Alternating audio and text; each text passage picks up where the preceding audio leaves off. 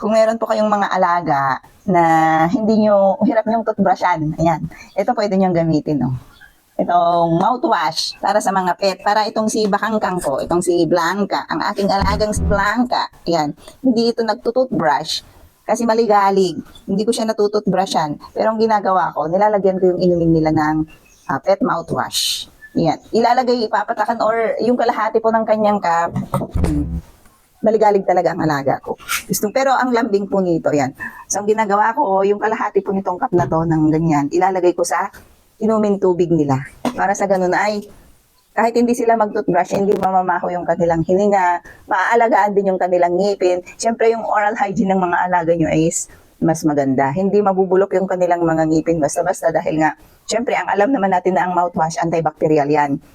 Oh, so maganda po talaga siya sa mga alaga. Yan. So kung gusto nyo alagaan yung mga pets nyo ng maganda, kahit hindi nyo natututbrush, saka minsan hassle din nyo. Hindi mo maharap sa dami ng ginagawa mo. Pinapakain mo lang sila pero hindi mo siya natututbrushan. Kaya maganda talaga na meron po tayong ganito. Di ba? Para sa mga alaga natin. So ilalagay ko yung link dyan sa ating yellow basket kung interesado po kayong bumili ng ganito para sa mga alaga nyo dahil napakamura lang naman po nito. Napakamura. Yan, nandyan sa ating yellow basket.